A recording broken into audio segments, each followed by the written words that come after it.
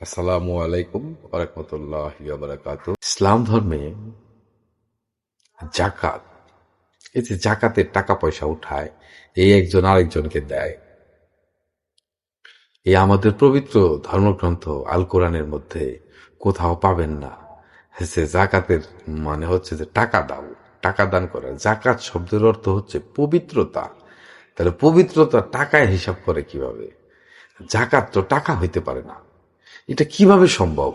মানুষ এত অজ্ঞ মূর্খ কেন?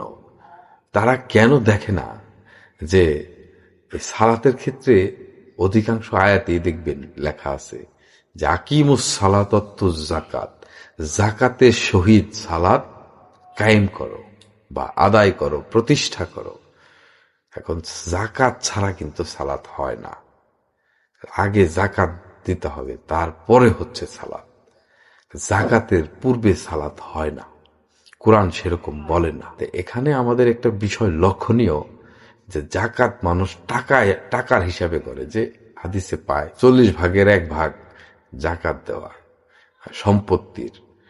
আসলে আপনার মধ্যে একটা সম্পদ আছে, দেহটা 5 বস্তুরে তার গুণ সিফাতে 40: নূর, বায়ু, আগুন, পানি, মাটি।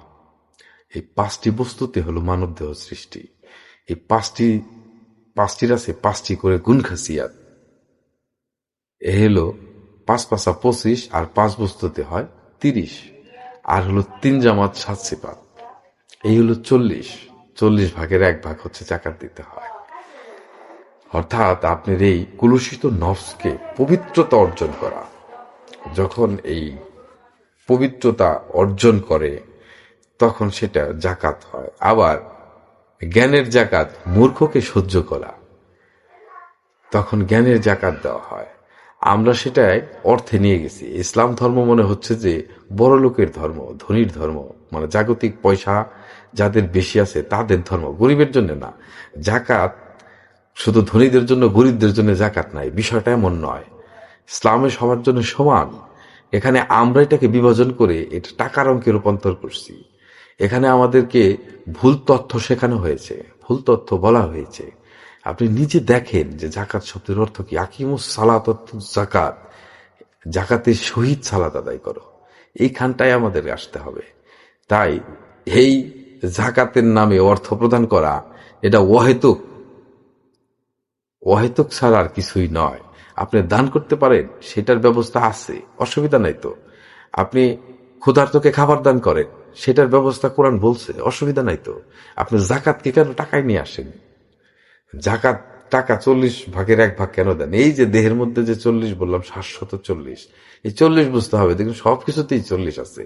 40-এ মুনকার নাকির সওয়াল করে 40-এ, ইউনুস নবী মাছের পেটে থাকে 40-এ, তুর পাহাড়ে মুসা নবী 40 দিন, এরকম সবকিছুতেই পাবেন 740। ঠিক আছে, এই 40 গঞ্জ আগে বুঝা নিতে হবে, তাইলে সে জাকাত বোঝা সম্ভব হবে।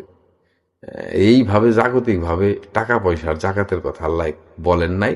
এবং সারা পবিত্র কোরআনের মধ্যে আপনি কোথাও দেখবেন না যে প্রার্থনা করে যে আল্লাহ আমাদেরকে অনেক টাকা দাও, আমাদের অনেক বিল্ডিং করে দাও, আমার এই ব্যবসায় অনেক লাভ লাভ করে দাও। পাগলের পোলাপ এগুলা, এই ব্যবসায় লাভের জন্য কোরআনে দোয়া আসছে।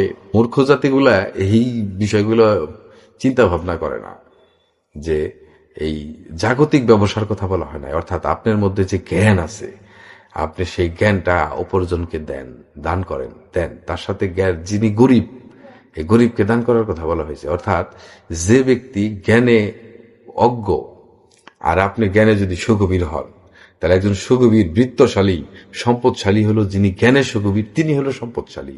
সেই সম্পদ থেকে একজন অজ্ঞ মূর্খকে দান করেন, সেই জ্ঞান তাকে দিয়ে সম্পদশালী করেন। এখানে সেই সম্পদের কথা বলা হয়েছে, জাগতিক পয়সাকারীর কথা বলা হয় নাই। এটা আমাদেরকে বুঝতে হবে। আন্দাজি ধর্ম হয় না, আন্দাজি ধর্ম পালনের ব্যবস্থাটা মূর্খতা। এই জন্য আমাদেরকে এই জাকাত নিয়ে এলোমেলো, এই দান সম্পর্কে এলোমেলো তথ্য থাকার কারণে আমাদের মধ্যে এই সমস্যা।